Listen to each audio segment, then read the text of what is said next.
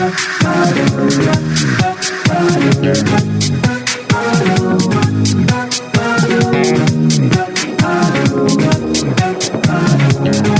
this is Carrie from Wrap Your Head Around Silks. You're listening to the Expecting Aerialist podcast. Hey, podcast listeners. So excited to be able to offer you guys this new free gift. On my website, I've got a new mini course by Wrap Your Head Around Silks. It's 10 chapters, some great little pieces of advice, and I cover a bunch of diverse topics. And that's free for you guys. Basically, you go to the link in the show notes, and it's really easy. All you have to do is register for a login to the student portal. You'll have access and you can take all the course for free on me. Hope you guys take advantage of that. And let's get started with the podcast today. Today, I'm so excited to have my friend Erica Linz on the pod. You might have seen her in Cirque du Soleil in Las Vegas as the Dua Straps artist. She was one of the creators of that act and did it in Vegas for more than 8 years. Her and her partner now reside in LA, and she tells the story of her miscarriage throughout the pandemic. It is a really gut-wrenching yet beautiful story. And just to warn you guys before you go into this, it'll be the second half of the podcast where we really deep dive and get really serious, and, you know, you might need to sit down. So without further ado, let's get started. I can't really recall when I ever met you, Erica. I don't know if you can. I think that we are just of the JJ's family, that we have trained mostly in the same spaces, but I'm not sure we've actually ever worked together, but we have trained next to each other countless times. Yeah, I would be in the gym. I teach a lot of silks, so I'd be teaching or training. Erica would be doing anything like hand-to-hand, lots of handstands, I feel like, and getting pulled with a wire and working with props. You do a lot of things. Yeah, I feel like we're very multi-talented. Ooh, thank you. That's a nice way to put it. Yeah. I feel like LA kind of demands you to step outside of your specialties and into a willingness to learn and do your very best for whatever the next gig is. It definitely is an enemy to my perfectionism. And in a lot of ways, that has been a really good thing for me, even if a little bit less control than you have in an environment like Cirque du Soleil and some of the other kinds of work that I've done. Yeah. So Erica, the worldwide circus family probably knows you from and from also, you did the film, Cirque du Soleil's film, correct? I did. Yeah, I was the lead character in Cirque du Soleil Worlds Away. Yes, lead character in that, and then was in the Straps. Is it the Straps duet that opens the show, or is the first thing that I can remember from the show? Am I remembering that right? The Straps duet in is somewhere right smack, like 45, 50 minutes in, something like that, or maybe an hour. I don't remember the show very well then, but I do remember that act. So, so I had heard about Erica a lot before I think I actually started seeing you and stuff, just because our worlds are not big. Yeah, very intimate little universe. I feel like when it comes to circus, she's really done it all.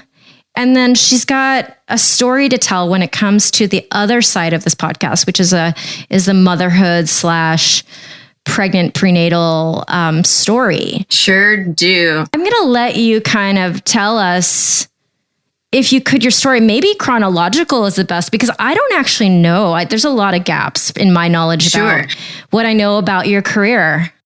Okay. We want to start with cartwheeling for money. That part of the story? Yes. Yeah. I want to know how you ended up in Vegas and, all of that. Well, I was born in Colorado, and I am, first off, for anybody who doesn't know me, hasn't met me in person, I am a tiny person. I'm under 5 feet tall and just like quintessential gymnast body.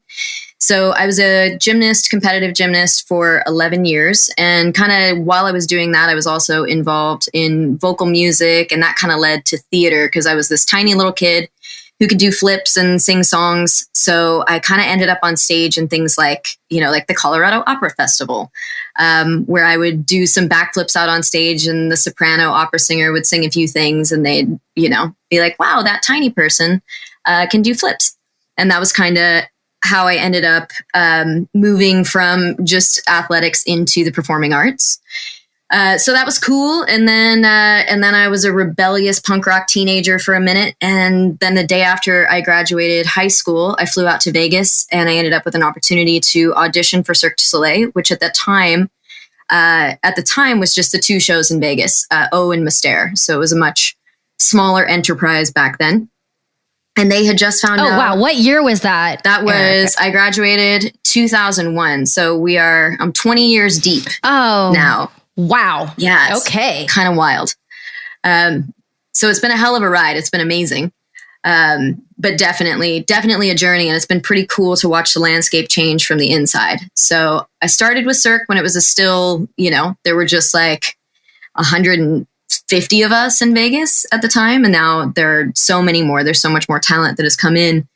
But that was a wild time for sure because I was one of, I think, like 8 Americans in the show. I was also 19. I had just turned 19 when I got the contract. Wow. And that show had been open since 1993. So there were only 2 of us who were under 21. And the other one was from Russia, didn't speak English. So I was kind of tried by fire on my own a little bit, just praying to work hard enough to be good enough to deserve to be there because I felt like I had some growing to do if I was going to be able to contribute anything over there. So started there as a character. I understudied the main clown and did really just like one tumbling pass. Like gymnastics and my acrobatic background was pretty secondary to my first circus job. Eventually, I left. I have this tendency to always want to be challenged and growing. So how long did you stay in that first gig? First gig, I was there 2001 to the end of 2001 to the end of 2004. So about 3 years. Sweet little teenage rock and roller dropped off in Vegas with no parental supervision. So that was definitely... Oh, I can imagine. Yeah, my parents had some nerves about that. But, like I said, it's been 20 years and I'm still here. So everything turned out okay. Wait, do you have like a wild story to share from that time? Oh, man. Like that time is a wild story. For sure. Give us an example of what you mean by that. Like just partying? I mean, to a degree, honestly, when I said I was a rebellious teenager, I got the worst of it kind of out of the way as an adolescent in wild Colorado Springs, Colorado. So by the time I got to Vegas, I actually, I was really serious as a heart attack about wanting to belong there, about being good enough to be there and rising to the occasion and contributing something. So I wasn't that rowdy. Also, mind you, I am tiny. And so I was 19 and I looked even younger. But around that time, once I, had access to places I wasn't supposed to be, meaning literally everywhere because it's Vegas and everything is 21 and up because of all the gambling. Yeah. But at that time, it was very much like there were so few of us in Cirque du Soleil and it was just becoming a household name. People were just starting to understand how to pronounce it and what it was. This is kind of the era when it was starting to be aired on Bravo and all of that. And so we were very much like your Cirque ID was sort of a passport to wherever you might want to go. So you could just walk up to any club in Vegas and show your Cirque ID at the VIP line. And there's a really good chance that you were just going to be given a table and a bottle. So we just had a lot of access. We had a lot of access to kind of whatever Vegas had to offer. And yeah, lots of late nights for sure. And the other thing too, is I was young. Like Vegas royalty. Yeah, kind of. That was totally the scene. And we had such a cool... Okay. I mean, it was such an interesting, cool time in Vegas too. Like there was this moment in time that Vegas tried this family friendly thing. And then it sort of transitioned into the more like chic, artsy nightlife. And we were very much a popular accessory to that. And, like I was also this awkward kid, like with bandanas in my hair and all of that. I was far, far less glamorous than most of the people I was hanging out with. But they loved all these beautiful dancers and acrobats and artists. and had a tendency to welcome us wherever. And then I was basically this wily little teenager just tagging along, trying to be cool enough to be there. So that was the first few years. Then eventually I left. I poked around. Actually, at one point at that time, had thought about moving to LA, had partially come down here. That plan ended up falling through. And then I got called for CAW, which had opened. And I guess I had been in Vegas when it opened. I had left then and then came back as kind of the first round of replacements.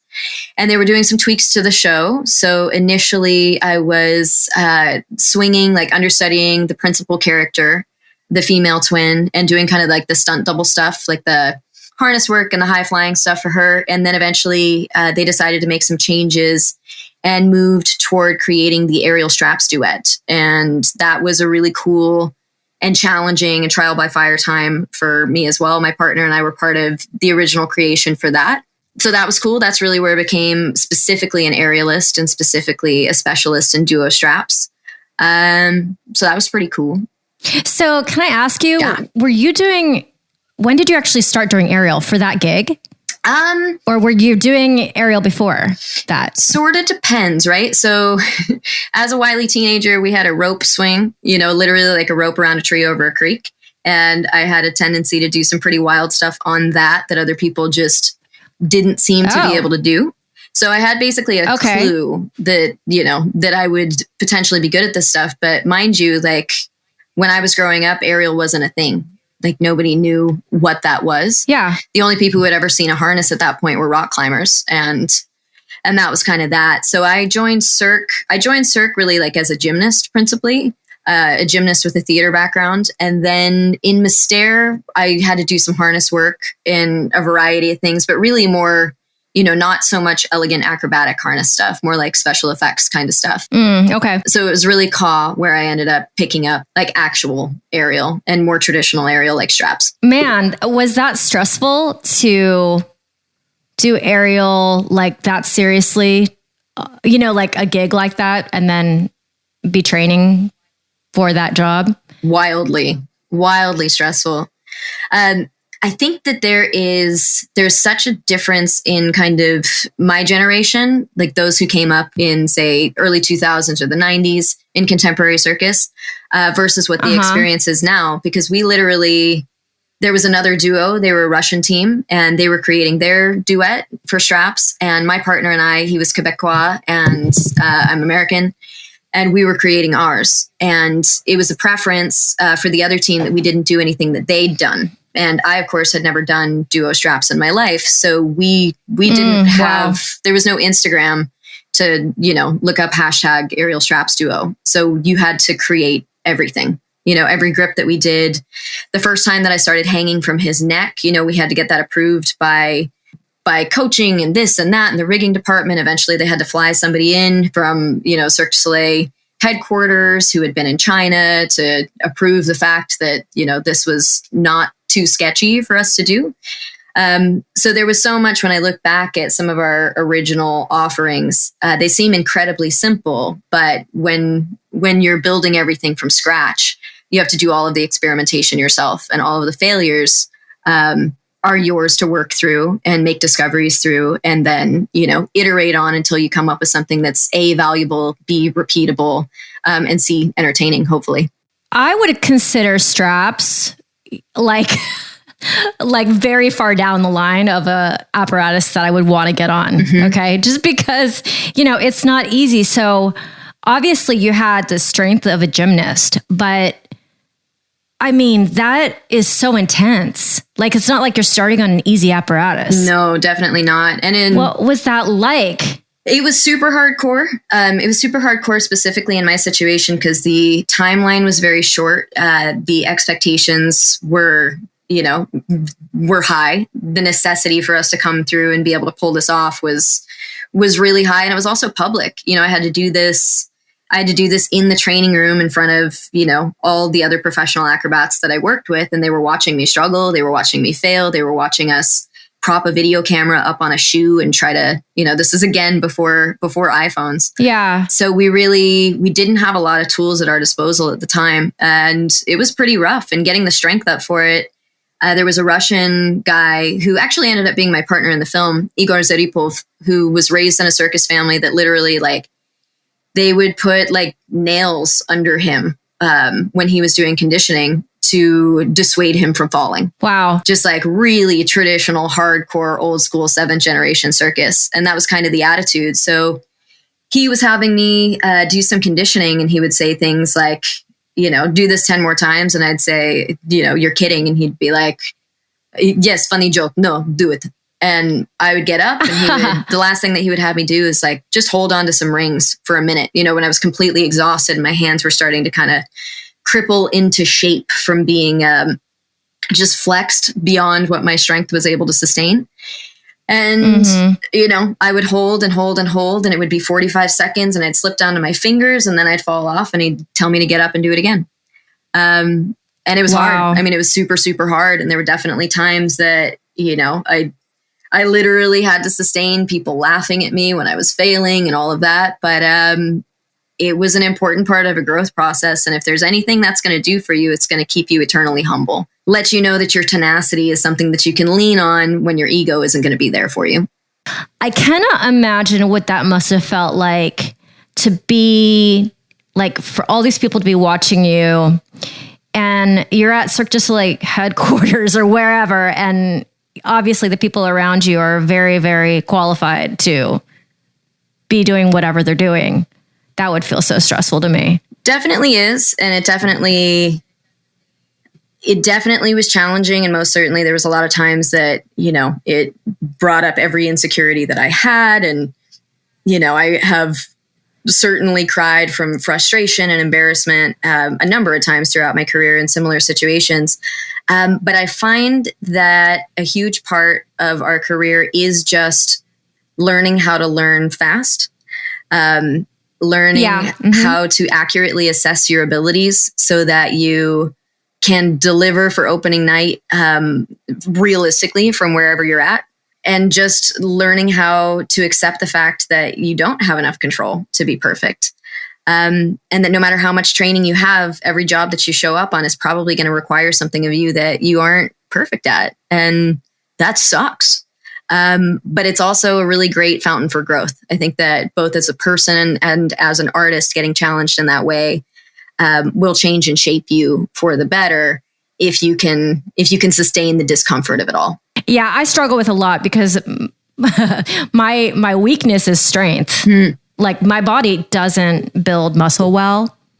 I'll build and then I'll tighten up, and it will take me a really long time to like get it back to like the length it should be again. And then just go do one training session and it happens again. It's very frustrating.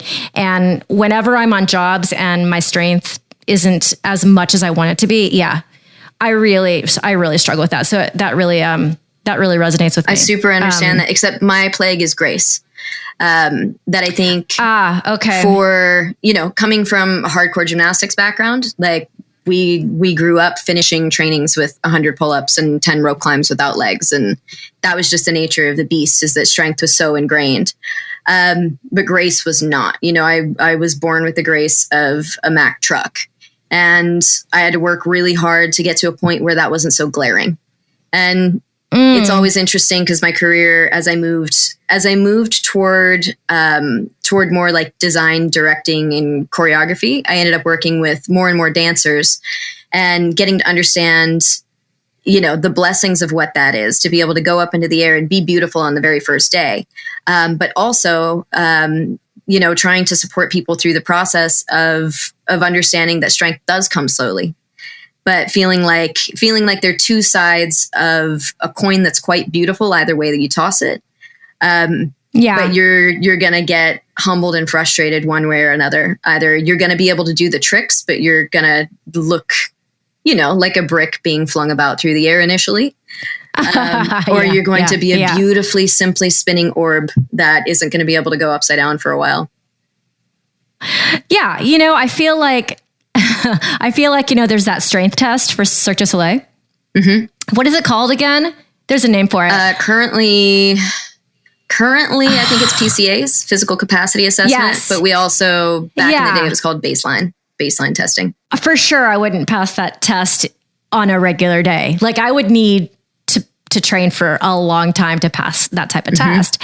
And I feel like that's the baseline. And then everything else is after that, right? So that's where I struggle mentally with it. I'm just like, well, as an aerialist, I should be baseline a certain strength, right? And then all my other skill sets should be over and above that. It's like extra. But, you know, I'm a dancer first. So when you talk about your Achilles heel being, you know, grace, I'm like, oh, I'm not even worried about that for myself. But I got all these other things that I worry about. So it's just so interesting talking to other really successful artists, because I think we forget that other people have whatever that thing is for themselves. Like even you. Every last one of us does, right? Like every last one of us has that thing. And I have many of them. You know, I have a number of them. And one thing that always crops up is the fact that, you know, people don't always understand that if you come from a dance background, there's a really great chance that you spent hundreds or thousands or 10,000 hours in a studio growing up, perfecting microscopic movements. And so for you, you know, ballet posture is incredibly natural. And for me, it absolutely is not. But, you know, like if you throw me from a ledge and I have to land on my hands, I'm probably not going to die, which is great news for me. It leaves us in a position where sometimes people don't understand the fact that I didn't spend 10,000 hours in a dance studio and that you didn't spend 10,000 hours learning how to do backflips. And a lot of times people will say things like, oh, like you're a circus performer. Great. Well, I need you to do this and then a hand balancing act and then do some contortion. And then I want you to come over here and juggle and then whatever. And you're like, oh, no.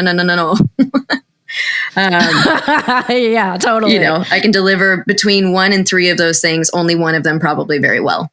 Yeah. Like, let's have lower expectations, please. That's what I would like to put on a t-shirt for myself half the time. It's a trick. It's a complexity to our work because, you know, the novelty of what we do is such a blessing in that people want to see it. They don't understand it. That's why it's so exciting. It seems, you know, otherworldly or like something that isn't really reachable or accessible. And obviously we know it is. It's just a great deal of training and time invested.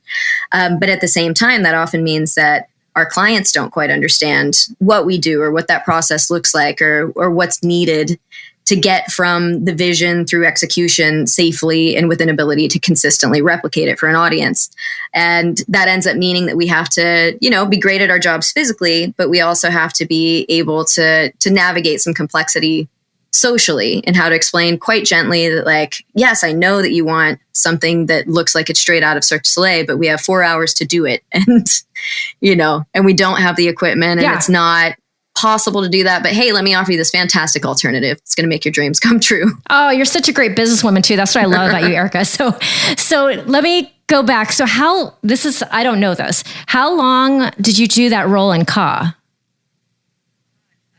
How long did I do that role in Ka? I feel like I was in Ka for a long time, for like 8 years. And during that time, I did a number of roles. Obviously I did straps the majority of that time. And I was also building a nonprofit, which was interesting because I didn't want to sleep, I guess, ever in Vegas.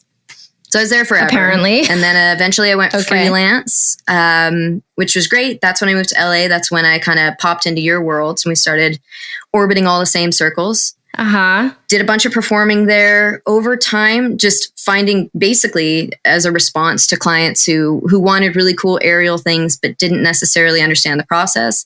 I ended up doing more aerial coordination. Then I ended up doing more aerial choreography. Then I ended up doing more aerial design. And then I ended up getting really interested in the technology and running aerial departments, including kind of like the automations and technical elements. Okay. I didn't know this. Let me go in chronology though. When did the film come around? Ooh, that came out in 2012. And you moved to LA before that? I did actually. I moved here end of 2011. I think we finished, this is all quite some time ago now, but I feel like we finished shooting it in 2010. I did another year in Ka after we finished that. And I had already kind of been winding down my time there. Then I moved to LA. I was here for the better part of a year before the movie came out. Okay. And then I went off and toured the world kind of doing the PR for that for a while. And how does one book that role? Because there must have been a lot of competition for that role. I'm honestly... There had to have been. Yeah, I don't know that there was, because I think it was such a specific thing. By the time that I became aware of it, it had already been narrowed down to just a few of us. I see. Okay. They had such a specific thing that they were looking for, and it was going to be such a rapidly adapting situation. It was something that was going to change every day, that you needed somebody who could roll with the punches in a lot of ways. And also, you know, they had toyed with the idea of bringing in like a Hollywood actress and, you know, stunt doubling the Ariel in the circus. And at the end of the day, they felt like that would really not be appropriate for what they were trying to achieve, which was, they had every intention to show all of the wires. They just wanted to be able to show things more intimately, or from angles that you couldn't experience in the theater and that kind of a thing. So it became important to them to use an authentic acrobat. And that was kind of that. So, you know, I was just sort of notified that this project was coming up, and that they were looking for somebody to play this main character. And I know that I came in several times and did, you know, camera tests, and then I was put with a partner and had to do a bunch of strange sort of acting exercises and whatever. And I think that was happening in a few different places. I know there were at least 3 of us at that point who went through that process. And at the end of the day, it was like, I got a phone call that asked me to be at a fitting. And I hadn't actually been told that I'd booked the role. That's sort of how I found out. Doing the film, was that life-changing, or was that just another kind of branch of what you were already doing? Combo pack. It was it was a lot of things. The number one thing that jumps to mind is pressure. Okay. Yeah. You know, at this point, I had been with Cirque du Soleil for the entirety of my adult life. So this was my family, my community, like my culture, and sort of everything that I knew. And I lived in this world full of incredibly gifted, disciplined people. And pretty much everybody around me is the very best at what they do from where they're from. Like every single one of them is like that person from their hometown that was just extraordinary at contortion, or extraordinary at this thing, or this amazing singer, or like the dancer that made it from their studio, or whatever that was, right? And it didn't feel like there was any possible way, you know, to represent them to the level and capability that they deserved. And that felt incredibly intimidating, because these are the gaggle of the most talented people in the world, and you love them, you know, and they feel like family to you, and you just don't want to let them down. So there was definitely a lot of that, but they were super embracing. I think more than anything, they were happy and supportive that, you know, that it was a family member who was in that situation, instead of bringing in somebody from the outside. So I didn't really get to see much of anybody.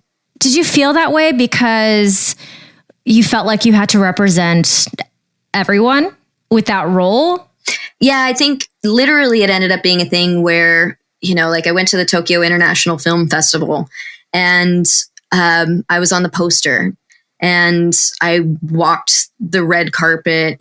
You know, actually, I didn't walk it. I rode in an automated upside down umbrella that I was steering, trying not to crash into like the premiere of Japan. Wow. And this was like the 25th anniversary of this film festival. And I think like the 10th or something had been, Avatar was the opening film, and we were the opening film for this. So it was very much like a lot of the responsibility there was being the face and being responsible for talking about this thing that all of us had put a tremendous amount of work in. You know, they had to deconstruct so many parts of the theaters to allow the camera equipment in. People had to work on their days off from shows to come in and shoot and whatever, and then come back and do shows all week. And it felt just super, super, super important to me to get it right and to do them justice. And, you know, that's definitely me. I've always had that kind of ambassador mentality that if you get a referral for a job, then while you're at that job, it's like you're wearing the person who referred you's name tag. Like you are representing them. Your actions are representing them. And I think I definitely carried that with me in a pretty intense way through that whole process. Wow. Okay. Wow. I can't imagine. I cannot imagine, you know? It was sort of a lot. But then at the same time, right? Like, yeah. You know, so you have this experience where you get to Tokyo and all that they know is, you know, this is the star of the Paramount movie for the opening film or whatever. So like the staff for the hotel is like lined up in front of the Ritz-Carlton, and then they show you up to the corner suite, and there's like gifts, and all of the restaurants, like the chefs come out and they know your dietary restrictions and like recognize your face. And it's just this weird, surreal situation. But as soon as you get home, like at the time I had cats, and like you get home and the cat has still pooped just in front of the litter box. Like nothing really changes. Like, I resonate with that. You come off of a huge tour. Mm-hmm. And then you're back in LA and you are unemployed. It's like no job. Absolutely. And you had just done an arena tour, and you're like, okay, well, this is humbling. Mm-hmm. All the time. But that is freelance, right? Yeah. Like that is kind of a career as an artist. And it's really important. I don't know. I think I had the opportunity early on because I came in and I was young and I was in an established show for my first big rodeo. So I got to witness right off the bat people whose identities were completely caught up in being circus performers, or people who hadn't been prepared to make a transition that their body was demanding them to make. Basically there's a timestamp that you can't do this forever. And there are people that either prepare for that and start to develop their interests in other directions. And there are people that don't. And from the beginning, I was witnessing both. And I knew from the beginning that if you get to a point that all of your self-worth is caught up in what you're doing professionally, and if you are booking jobs, and if your movie's successful, if you're getting good reviews, if you book that gig or whatever, it's going to leave you wildly unstable, And the truth is, most of the time, it's not really about you. It's about, what the vision is and do you fit the profile? And very rarely is anybody, like in my case, like what we're really looking for is a child-sized woman with hair like a boy that can do a lot of flips. Like that doesn't come up very often. So if I tried to stake my self-esteem on how often somebody was looking for that, I'd probably not be in a very good position. So it ends up just being that, you got to be grateful for the adventures that you get out of it. Yeah. And try to be a person that you like. Try to be a person that you respect as you navigate this whole world. Because talent is important, but even when it comes to business, like integrity is tops. If people like working with you, if you solve problems, if you're not a dick.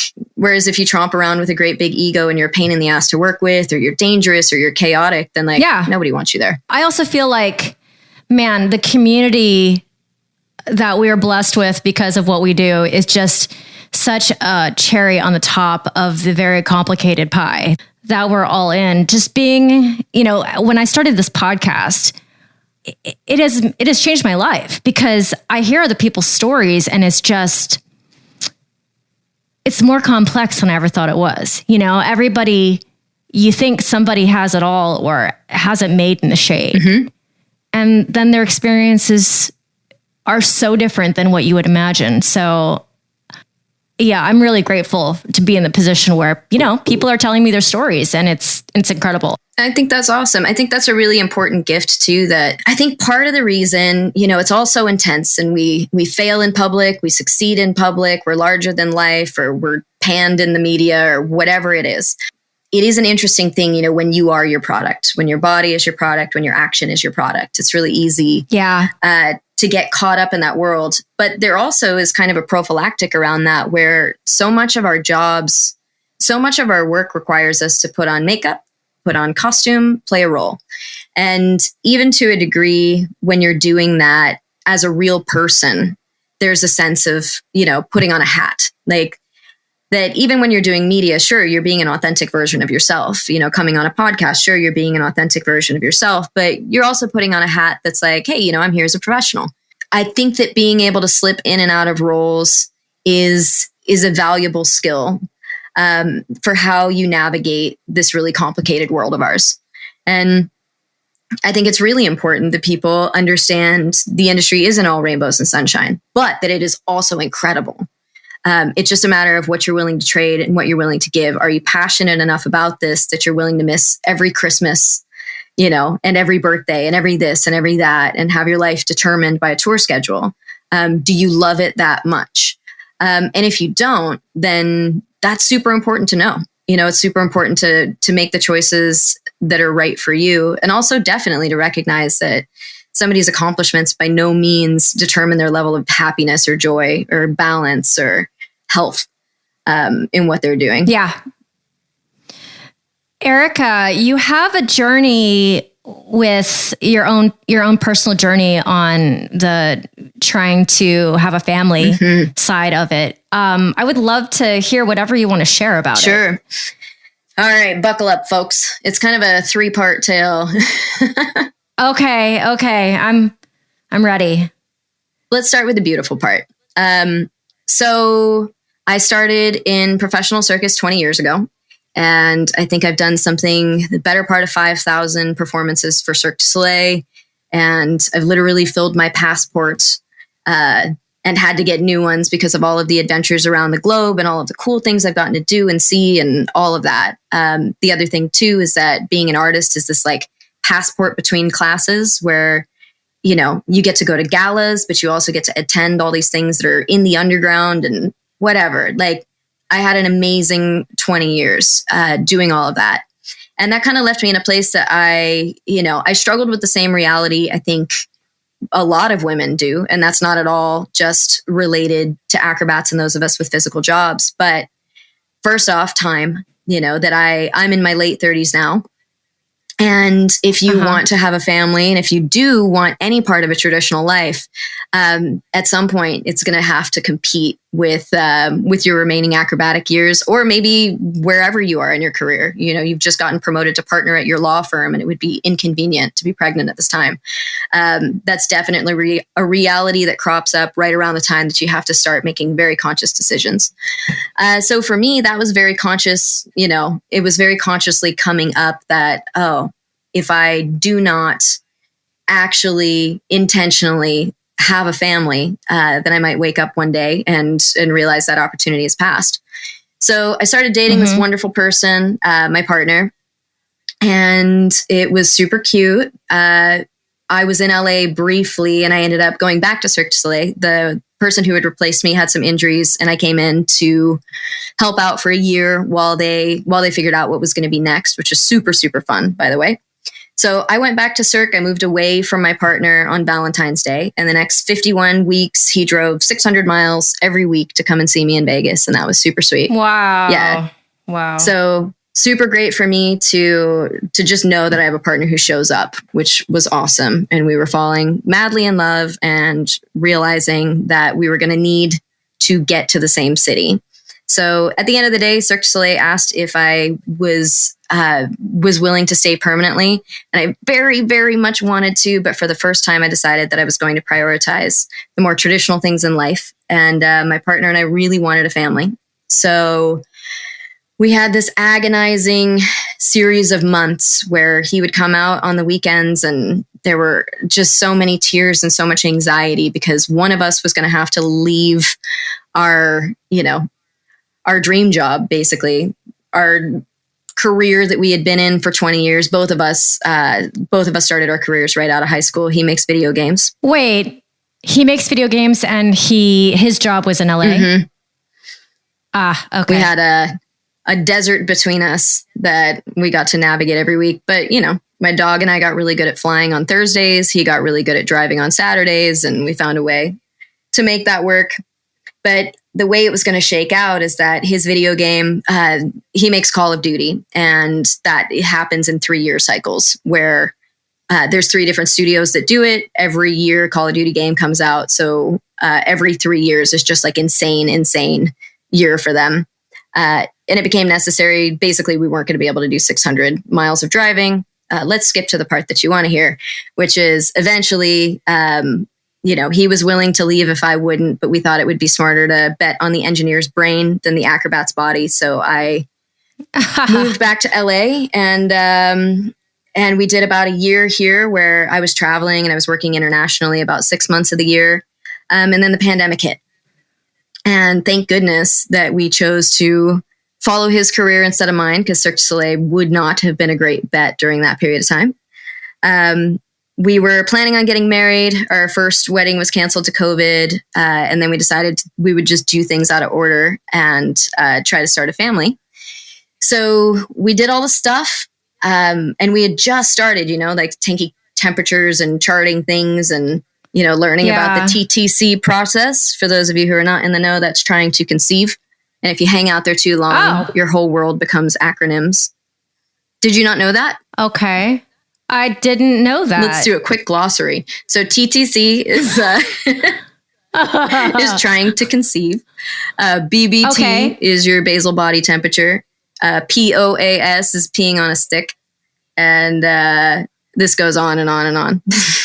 There are many things to learn.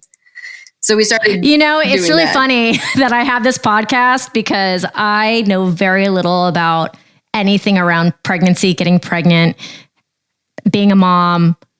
I mean, it seems like you know a few things. It's worked out for you. No, it's just, it's fine. It's just like, I laugh because you don't need to know all that stuff to be the person who helps other people share their story. Absolutely. So it's okay. In fact, that's great. But I learn new stuff every day. In fact, it's great. Yeah, it lets you come from a place of curiosity, which is such a good place to have a conversation. Yeah. And I'm very curious. So I didn't realize that this whole story was so recent. Oh, yeah. Yeah. I did not know that. Okay, please continue. So, yeah. And with that, let's do the, we'll do the disclaimer that it's still really raw. And so it feels a little bit dangerous to talk about it, but I believe in being brave. I also believe that it is unhealthy for everybody that talking about stories like mine, which PS, if you haven't picked up on it yet, is one of child loss, miscarriage, and heartbreak.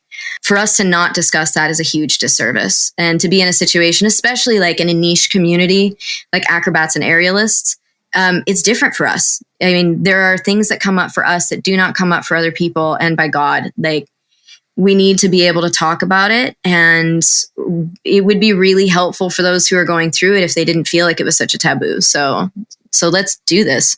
Yeah. And you're super brave. And I am in awe of you, not even knowing the details of the story yet. But Well, thank you. So it's kind of 3 parts. Mm-hmm. I'll give you the first section, and then if you have any questions, and then we'll do 2 and 3. So section 1, we decided that we would go ahead and start a family. It actually, for us, we got pregnant right away. It was a beautiful surprise. It was literally the first month that I was supposed to pee on a stick on a schedule. And I did it, and we got a positive, and, we were so happy and all of that. And so this was pandemic time, which was a really interesting set of circumstances, because remember what it was like when we had very little information about what the realities of COVID-19 were. But what we do know is that being pregnant leaves you immunocompromised. Unfortunately, I hadn't been back in LA that long. I don't have the strongest community here because I've been so transient. So I really didn't have anybody who was in a position to isolate and really be like an active part of a support system. So, overall, my first trimester was relatively normal from what we knew at the time. I definitely had morning sickness. Hot flashes were the biggest thing for me, that I would just all of a sudden start sweating. I also was super limited. For the first time, I wasn't the boss of my body. It was very clear that our baby was in charge. And, I was trying to entertain myself in ISO by teaching myself dance pole. So I would go out in the yard and I would get just a little bit excited. And I definitely am somebody who pushes myself that, I think I can do it just a little bit better. Or, I want to do it one more time and make it happen more perfectly on the music or whatever. And I learned really quickly that while pregnant, if I pushed myself that one step too far, then I would make myself super sick. And I would end up laying on the couch, staring at the ceiling, hoping that I wasn't going to throw up. So that was wild for me, because I think for so many of us in, the extreme arts and the physical crafts, that being able to push your body and be the boss of your body is something we take for granted. So that was a huge lesson.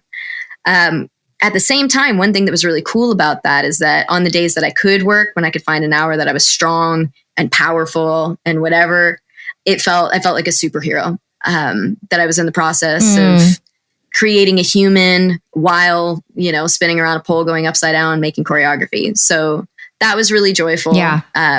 Again, it was hard because isolation was hard and my partner was working. So I was, actually kind of on my own with all of my hormones and my experience every day. But we were good. Yeah. Oh, Yeah. So again, my husband makes video games and he has awesome insurance. So we have kick-ass doctors, and finally the day comes around that we are going to go and see the heartbeat. We're at, I guess, 10, 11 weeks at this point. Okay. And we go in, and he's not allowed in the building because COVID. And this is still a super intense time, right? That it was only really critical medical stuff. So we go in and we do the ultrasound, and that is, of course, when life changed. And P.S., we were going to go on a date that day. That was going to be our first time. We were going to go have lunch outside somewhere in Malibu, and I was wearing a dress and whatever. And like literally that was the day that we intended to tell the world. And instead, my partner was banned to a parking lot somewhere in Beverly Hills. And my doc was kind enough to let us be on FaceTime when we found out that there was no heartbeat. Oh my God. Yeah. So I will never, ever take for granted again any opportunity that I'm allowed to have support by my side. Because what followed was basically was a lot of getting dropped off outside of hospitals, and managing a lot of stuff. So that's part one, basically. The really super heart-wrenching part of that. I'm not sure. Probably most people aren't familiar with the concept of a missed miscarriage. I am not. I don't know what that is. So fascinating thing, terrible thing to go through, but really interesting. So essentially what happened to me is that we had actually lost the baby much earlier. And I don't know how much earlier, but my body absolutely did not understand that and was completely carrying on with the pregnancy. So we were at the point that like my baby bump was starting to show. I had really intense morning sickness. Not really intense morning sickness. I had legitimate morning sickness, pretty normal. Hot flashes and the whole thing. Like I had full pregnancy symptoms, and this baby belly. But my child had been gone for a while, and my body showed absolutely no signs of stopping. And so that is a psychological nightmare, because academically you have this information. I've seen that there is no heartbeat. I have seen that there is no life. I have seen that our child is gone. And there's no question about that, except for the fact that biology is really smart, and biology makes you a mom long before you give birth. Biology, is feeding you all of these hormones and all of these things and causing you, giving you the ability to connect with your child much, much earlier than you actually get to meet them. So it's just the wildest thing, because my body is just shouting at me that the baby is coming. And, but academically, I'm trying to wrap my head around the fact that the baby is not coming. And through this, when people miscarry, there are a couple options. If you find out that you don't have a heartbeat, one is a DNC, and that's dilation and curettage, which is, it's essentially, not trigger warning, just to state it as it is. It's essentially like an abortion procedure, except that there's no life. But the mechanics are very similar as to where they have to go in and remove what they call the products of conception. And that's a surgical procedure that you're not all the way, they don't knock you out for completely, but it's very heavily sedated. So, we opted for that because my body did not understand that the pregnancy wasn't viable. So my body was determined, like with all the acrobatic tenacity that I've ever shown. Yeah. Hanging on to that. Was definitely not going to be the department that shut down the show. We'll put it that way. So, so we opted to do the DNC. And again, that was COVID times. So my partner had to drop me off outside the hospital. And I had to go through all that again, and with all of that, like, just, there's so many flashes and moments of like just being horrendously drugged up and going through awful trauma, just miserable, right? These are some of the darkest days of my life in that period of time. Yeah, I cannot imagine. I can't. Yeah, it's rough. Can't. I mean, do you remember what you felt in connection to your baby at the end of the first trimester? Yes. But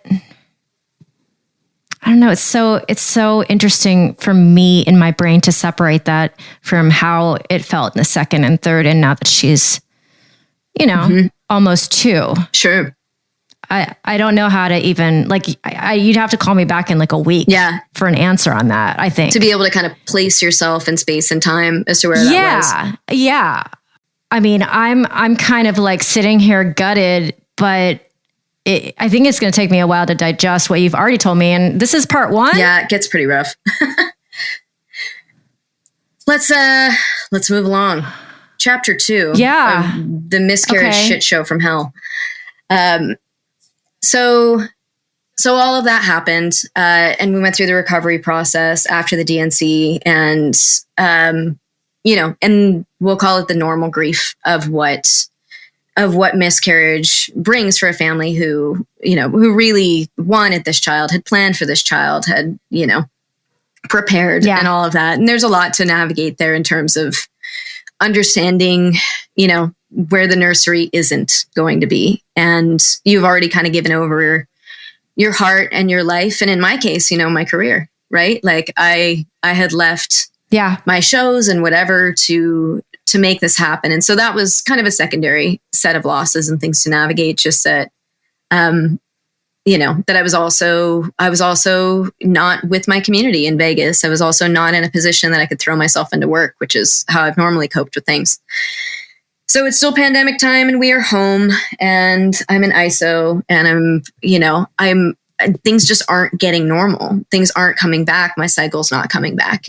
And eventually I go back to see my doctor. Eventually I did a pregnancy test and I tested positive, but there was no possible way that I was pregnant.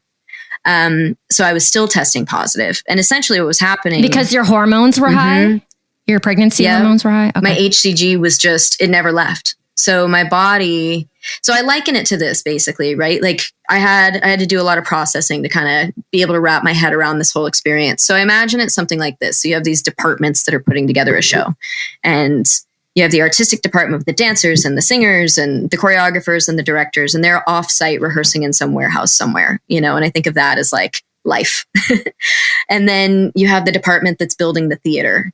And then you have this other department that's doing admin, that's sending out messages. And it's like one by one, what was happening in my body is that, just certain departments were not getting the message. So the first was that there was no longer life. Rehearsal stopped. Everybody left. It was sad. It was heartbreaking, but they were still building the theater. There was still this department, this infrastructure that was just hammering away with my body, building a baby bump and, all of this stuff. And then I had surgery and we were able to get the message finally to that department. But then somewhere in my body was this somewhere in an office where the lights had been shut off was this sweet little administrative character just still sending messages, desperately determined that we were going to have this baby. And it was basically in one way that's so beautiful, right? Like so many women who experience miscarriage struggle deeply because they feel like their body failed them, but like my body would not quit. Yeah. So I stayed quote unquote pregnant with full pregnancy symptoms for another trimester. Wow. So, wow. Right. So that was a thing. Oh, okay. So you took a pregnancy test, you realize your pregnancy hormones are still high. Mm-hmm. And so what does one do after that? Like, how does the doctor deal with that? We just kind of we then get to the territory where they're like, okay, so you're definitely an outlier. Too much time has passed. This shouldn't be the case, but it's not that it doesn't ever happen. It's just, it's very unusual. So I started doing HCG blood tests every week and literally for months, I was still quote unquote pregnant with pregnancy symptoms and, still in ISO, still trying to go outside and work on my pole sometimes, but still getting too sick and having to lie down and, all of the. Oh my God. Uh-huh. Oh my God. It didn't go well, Carrie. Horrific. This is horrific. That's part 2. Because the only thing that makes morning sickness okay is that you know that you're pregnant. Exactly. That's the only thing that makes it okay. Yeah, it's like being an athlete. You're willing to do all this stuff that's painful and uncomfortable and hard because you're trying to achieve a goal, right? Like nobody loves tearing up the top of their feet for a toe hang, but you do it because it's worth it. But in my case, I don't do that because it's worth it. I don't either. I'm like, that's not in the category of worth it. But anyways, just trying to be a little lighter in this. Oh my God. Yeah, there's not a lot of levity. I mean, I could try to tell you. No, there doesn't need to be. There doesn't need to be. So that's chapter 2, basically, is that's literally up until Thanksgiving. So we got pregnant in June, and then trimester 1, then surgery, and then the next trimester was all the unfun of pregnancy with absolutely no reward whatsoever. No payoff at all. Payoff. Yeah. And the other thing too is there's a huge amount of emotional complexity because again, biology's smart and you don't become a mother in an instant. And so we're just in very active grief. I'm just living at that time in very active grief where there's no way really to step outside of it because I'm sick, I'm unwell. And you're isolated. Yep. I mean, that time was hard on almost everyone. Definitely. And then you add all this in. Oh my God. Right. Like that is yeah. And like my family is literally, there's an ocean between us and it was rough. I mean, it was super, super rough. I had a lot to learn as far as how to heal myself and, in a lot of ways, just to survive through this process. So at that point, we're 6 months in and finally things start to get a little back to normal. I have a couple months where like I sort of have it sort of looked like things are getting back on track or trying to reboot. I finally around Thanksgiving, get a negative pregnancy test. So about 6 months into this disaster, we get some hope. not even your period, just a negative pregnancy test. So not even your period. And then pretty soon following that, like something that, was like, we're really trying to have a cycle.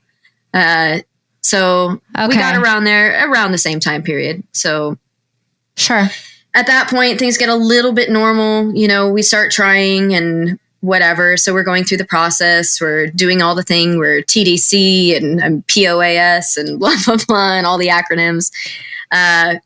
And it starts to get hard because basically, things just never quite get all the way normal, but I feel okay-ish. But it's like my body's learned these new tricks where suddenly the second half of my cycle, I start to get nauseous and we start to joke about it. And in our house, it's like queasy became something else and eventually it became Quiznos. And just all these code words because we were just living in this constant loss, and just my body was still acting strangely. And as time went on, I had a couple months of like a little bit of relief, but it's almost like, you get through ovulation and you do all the stuff you're supposed to and you try to conceive. And then it comes around toward time to take a pregnancy test. And my symptoms just keep shooting up and I start getting full-fledged pregnancy symptoms, full-fledged. So every month it's like, we're trying and then there's hope and then the test is negative. And then we're trying and then I get morning sickness and then the test is negative. And so it's like, we just keep losing this child over and over every month.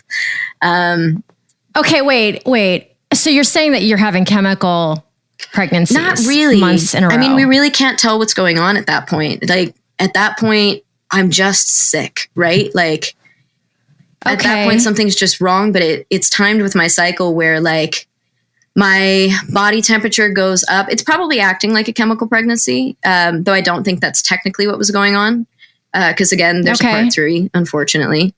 But it's probably roughly like that to where like my my basal temperature would stay up longer than it was supposed to. And then it started staying up through my cycles, which didn't make any sense. And then we started getting to the point where around the time that my cycle was supposed to start, I would get morning sickness so badly that I threw up. So it really, really, really looked like I was pregnant. And I never was. And I was still sick. So psychologically, this was rough because again, we're still in ISO at this point. Oh yeah. And eventually nobody's going to want to listen to this. It's just sad. Oh my God. No. This is like, I'm on the edge of my seat right now. And you're just such a brave woman. I don't even know what to say. I mean, the fact that women around the world in our community are going to be able to hear this, and you're not the only one who has experienced this. We did get to a point at one point where it looked like, where it literally looked like what was going on with me was a medical anomaly that like the literature was like, we've seen 90 cases of it ever in the history of medical documentation. But it turned out not to be that. So moving on to phase 3, we finally eventually get to a point that I'm like, Doc, I'm not well. There are all these crazy things that are happening to my body. It literally just doesn't make any sense. So we move in and then we do surgery number 2, which is an outpatient procedure called a hysteroscopy. That is not a hysterectomy. A hysteroscopy is just basically an exploration of the inside of your uterus. It's super not fun. They basically, put a tube through your cervix into your uterus, and then, some nurse just squeezes super hard on an IV bag to fill it up with fluid so that they're able to see everything. And then they do a music video camera shoot of the inside of your uterus and cruise around and look at everything. And essentially, what they found in me was a large kind of, large is relative, but they found a section of tissue that had turned to bone, basically. What? Right. So, yeah, that's what I said. So essentially, it's hard to even know exactly how to tell the story in a way that makes sense. So let's flash forward to the next surgery, which was just about 2 months ago now. So we're just kind of, I thought I was healed from that. Things are not quite back on track yet. So we're still kind of in month 14 of my pregnancy. But what ended up happening is that we did finally, like full anesthesia, finally, like a whole legit surgical center. Finally, we're far enough along in COVID and we're vaccinated, and my partner doesn't have to, pick me up in a wheelchair on the sidewalk this time, which I cannot tell you how much I appreciated. Just literally being able to have my partner, for surgery number 3, like just in the waiting room with me, just to be able to say I'm scared and to have him sit with me was, after the last 2 was really good. And again, for the last 2, I hadn't been completely, put under. So I was there, I was there and it was really painful. Yeah. Yeah. So we're starting to get to a point by surgery number 3 of, understandably being pretty anxious about what's about to happen. But this one went really well. And at the end of the day, finally, pathology came back. And what they removed was something like it was like 3 centimeters by 1 centimeter of tissue from my pregnancy. So basically, my body had just never, ever let go. And that it was psychologically really difficult, Oh, I see. So essentially, the tissue that had stayed in my body over time, kind of it's complicated to talk about it because it's so ugly, what happened. But in one way, there's something that's really beautiful, and that's that it's really unsafe to have tissue in your body that's dying. Infection, exactly, right? Like that can be really toxic and, really unhealthy for a variety of reasons. So it's not really that much of a mystery as to why I was so sick for so long. But essentially, that there is part of this that is so hard to swallow because as a mother who only got partway through the process, we're just going to take a quick breath so that I can breathe and say words. But as a mother who's been partway through the process, you can't go through what I went through without at some point saying basically to your baby, just stay, I don't want you to go. And then when you find out literally a year later that they stayed, and made you sick, and in a really fascinating and also totally horrifying reality, the tissue from my pregnancy literally became an IUD. Literally became an object inside of my uterus that was causing secondary infertility. So Yeah. So does that make sense? Basically that. Yeah, it really, it does make sense, but I'm like, my mouth is on the floor. Isn't that wild? I didn't even know that this was even a possibility. Me neither. I mean, I was in the middle of it without knowing that this was a possibility. And what does the doctor say? Like, how many of these have they seen? It is super uncommon, but not unheard of. And I think that there are different variations of what this can look like. But for sure, let's just say that when I email my doctor, I get a response, that we have definitely become partners kind of in healthcare through all of this, because none of it has been predictable. None of it has made sense. And he definitely isn't like, he's not like, oh yeah, I have other patients going through this. It's more like, maybe he's seen it. Maybe he has witnessed this at another time, but it's definitely some pretty outlier stuff, so as the rest of my life, my pregnancy journey definitely kind of took its own path, took its own very creative path. And we hope that that's the end of that, So were you having pain with your periods that was undescribable? Were you having crazy cramping when your uterus was getting rid of that lining? No. If anything, it's like, as far as my periods, they were super underwhelming, just not really working correctly and not looking right and all of that. Okay. I think is it called amenorrhea? I've learned so many words through this whole process. I don't know these words. But basically underperforming, 0 out of 5 stars, kind of not functioning, maybe not 0, maybe 1 or 2 stars. But just not really functioning. It never really returned correctly.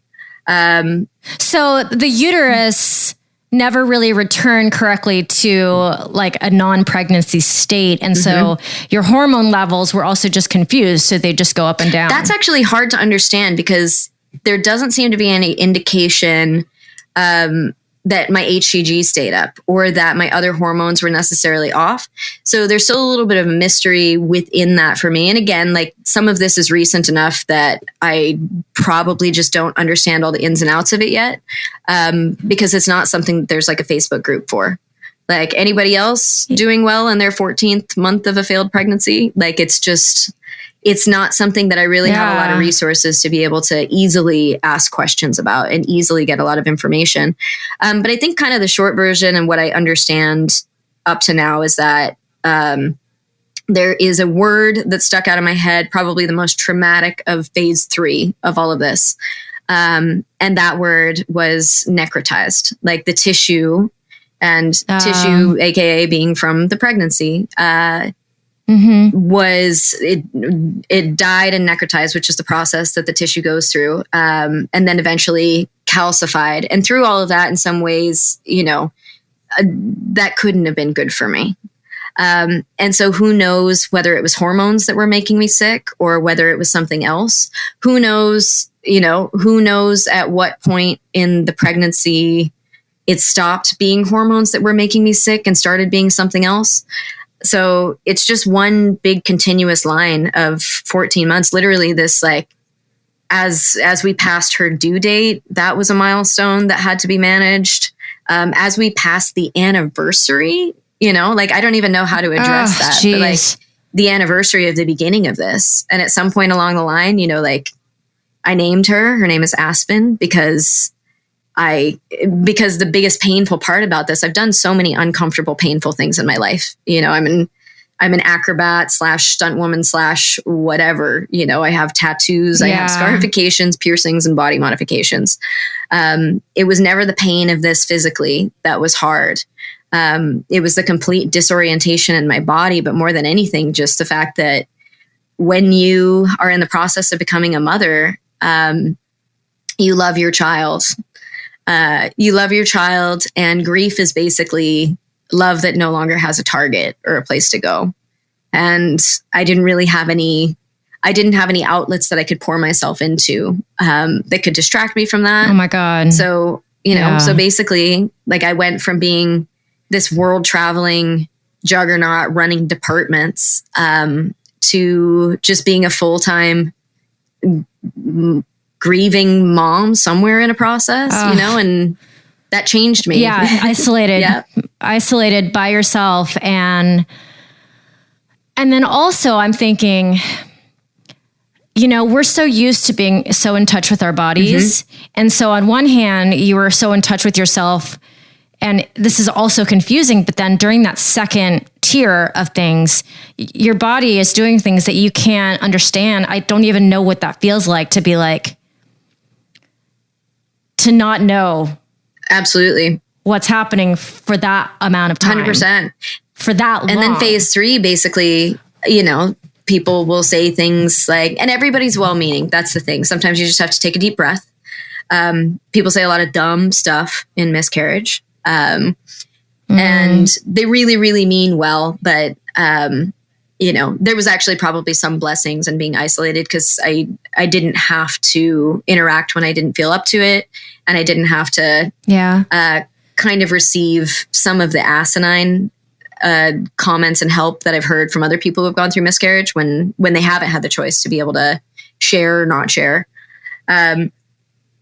But I lost track of my thought a little bit. Sorry, we're on some emotional topics. No, you were talking about unsolicited advice and comments, which terrible. Yeah, and I mean, people do that to mothers as well. People do that in pregnancy and motherhood and parenting and grandparenting. People love to They do. And I definitely, for the most part, people were pretty cool. But there was certainly some of the, maybe if you just relax, it'll happen for you. Or when I was complaining about being sick and unwell and that these symptoms were coming up, and people, other women feeling like, maybe it's just that you don't really remember what PMS feels like, or what your cycle feels like, or whatever. And if there's one thing that I have to be pretty confident in, with 20 years of an acrobatic career, it's that my ability to read my body and understand what its capacities are is usually really sharp. Yep. It's one of my greater strengths is my ability to know that I can do something or can't do something, or estimate what percentage of capacity I have available for work today, or any of that. And I knew something was wrong. And there had been a strange time, because during this period of time where I was getting full-fledged pregnancy symptoms and dealing with the kind of psychological reality of all of this hope, and then just that coming crashing down all the time, I would get the impression that I was pregnant, have really strong, scientifically based evidence that I was pregnant. And the weirdest thing would happen, that my brain would try to jump over the loss. And my brain would try to be like, everything's okay. Aspen's back, and I would be like, whoa, like this is super unhealthy for me. That we all have coping mechanisms, but delusion has never been something that my brain has jumped to. I've always usually been pretty scientifically or fact based, in kind of my coping mechanisms, but I kept having this thing that would feel like, oh, Aspen's back. And I would mentally try to do exercises and be like, man, I will try to take you and wrap you in a little ball of light and take you out of my womb and put you over my shoulder, as a big sister and guardian, but I need you to make space for this next pregnancy.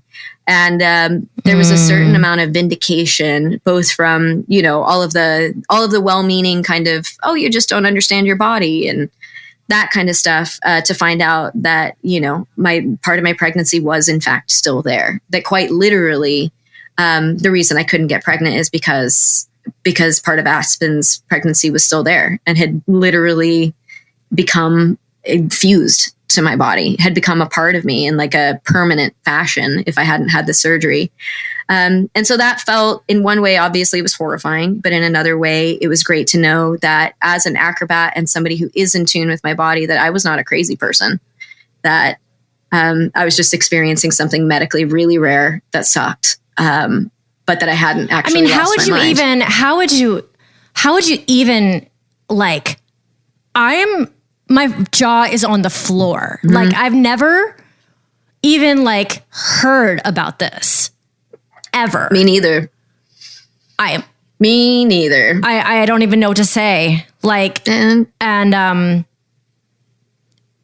oh my God, I'm so sorry. The whole thing, like the amount of emotional fortitude and just emotional story you must have gone through with the pandemic, with the isolation.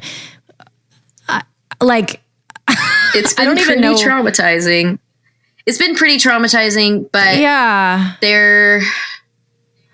I would not wish this for anybody. I am understandably afraid of what lies in our future, next time that we're able to get pregnant, and just hoping whatever it is that I'm to take away and grow from this experience and learn has already been achieved. Cause I definitely am not signing up for another round of this, but I am willing to go through it.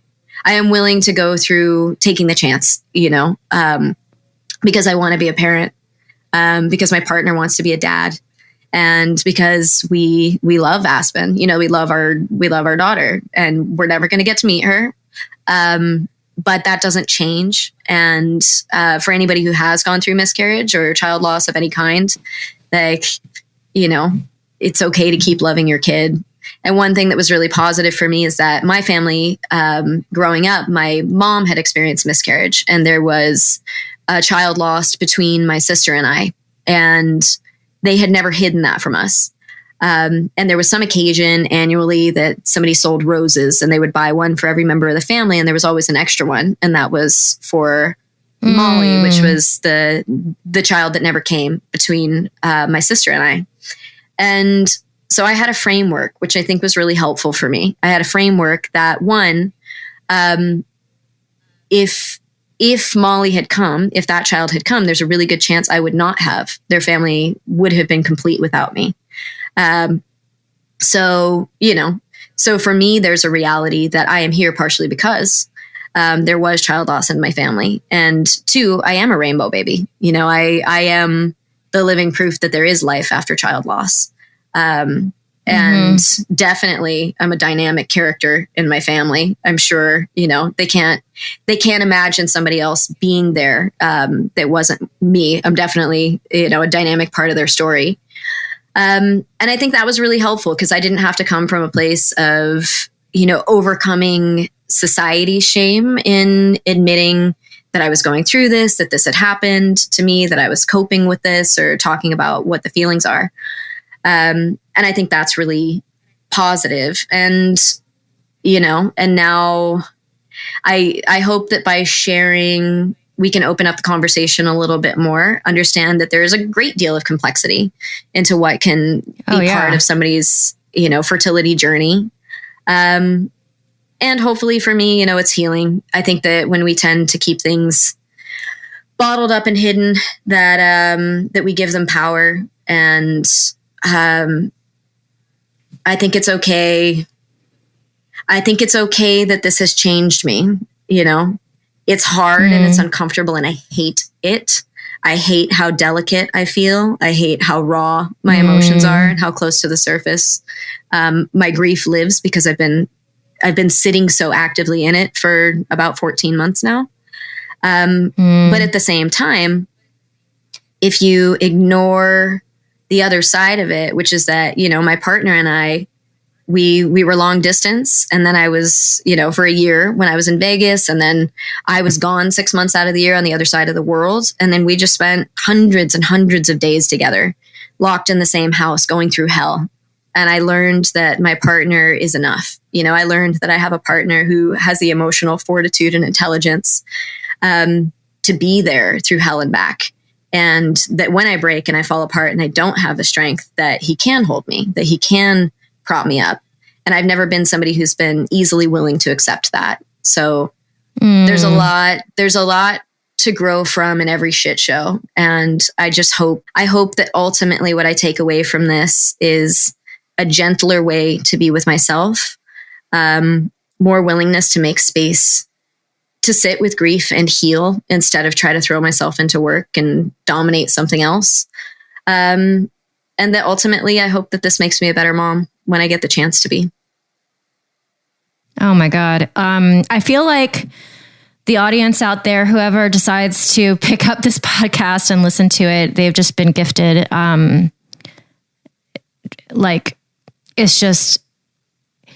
It's an incredible story of bravery and perseverance and the fact that you just had to sit in it. And we're still in the pandemic. This is not over, like you're still in the middle of your journey. And I'm just really, proud of you. We don't know each other that well. We're in the same community, and I'm just over and over and over just so impressed with the people around me and their character. Yeah, we have a lot of wonderful people. I love circus people. I really do. That there's so much to be said for the community that we have. Like, slightly lighter topic for a moment, but in the world of freelancers and people that gallivant around our little world, you can just say to somebody, like I remember having a situation where I needed to travel out of the country. I dropped my dog off with, literally a showgirl in Vegas who was going to look after him. And then my flight to my next job was bringing him back to LA instead of Vegas or whatever it was. My dog was in Vegas. I was back in LA. And I remember just posting on Facebook and being like, who from the circus community is coming back from Vegas to LA in the coming days. And somebody literally was like, oh, well, I have to be at the Turkish embassy in LA on Thursday at 9 a.m. and I'll pick up your dog and blah, blah, blah, blah, blah. And just like, we have this world where we are such a flexible community that sees each other and tries to show up for each other that you can literally just have somebody deliver you your dog to the Turkish embassy. And it's not that weird. Like, it's totally fine. Or like we borrow costumes or we teach each other things or we give each other private lessons when we have to do something we're not that confident at a job. And I really love that. And that's the one thing that, I've found that as time has gone on, and especially through all of this, like my identity and sense of self is no longer completely tied up in being a performer. But that I do very, very much cherish the circus community and the aerial community. And that I hope in whatever the next iteration of my life is, when I choose to finally step off the stage full time, or I choose to stop traveling so much and do less work in production and in theaters, that I hope that I find anything half as cool as the circus community. Yeah. Oh, Erica, thank you so much for being vulnerable and sharing. I feel like there's a ripple effect with these stories, and you're going to touch somebody that you'll never know. I hope you'll never know. Hopefully somebody feels seen or heard. I will kind of close sort of just with a statement that anybody who has listened this long, I'm not necessarily looking for advice. I have such a unique and complicated situation. It's been such a mess that I think it is hard for people to know how to support through these things. And I don't think that we're in a situation that anybody can solve for us right now. And so if there's anything that you want to share with me, if you've gone through something similar, please feel free to find me online and, let's be each other's support systems through this. I want anybody who has something they'd like to share about that to feel seen and heard, while at the same time, a little bit setting a boundary that this is still really raw for me. And that I don't necessarily need an inbox full of teas that people recommend for fertility. Yeah. I would say, I've said this on this podcast before, like unsolicited advice should just stay the fuck away because no one likes it. Yeah. It's like, it never gets received the way you want somebody to receive it.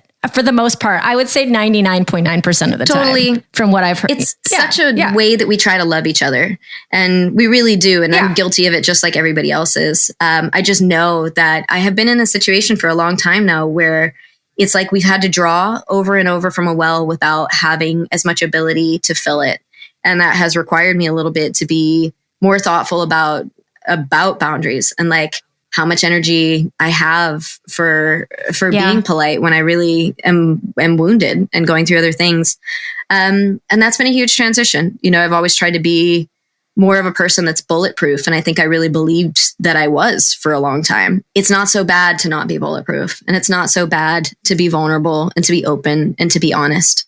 And also it's usually okay to kind of respectfully ask for what you need from people in terms of, When I shared about my miscarriage initially, I made a little infographic that said, hey, when you say these things, it's hard for me and I don't receive them very well. When you say these things, I feel supported and I do receive them well. And I found that 100% of people who were generous enough to reach out with support took the time to take those things to heart. And I really appreciated that, the opportunity to be able to say, this lands as support for me and this doesn't. And to find out that my community was willing to love me in a way that I could really receive. I want to give a big thank you to Erica for your bravery and you're just the strongest, most badass woman ever. I am so blessed to call you a friend and a colleague. And I hope everyone out there, maybe this will make you feel seen and heard if you've gone through something like what she went through. Thank you so much for being here. As I talked about at the very beginning of the podcast, there's a free gift for you guys in my show notes. Go ahead and click there. You can easily register for a username to get onto the student portal of my website for a free mini course, 10 chapters of a bunch of interesting stuff. I really hope that you take advantage of that, and I would love to be your virtual teacher. Thanks to Asa Watkins for post-production.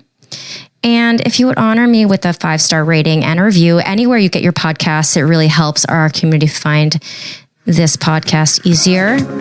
And thanks for being here. I really appreciate you guys. You've been listening to the Expecting Aerialist podcast.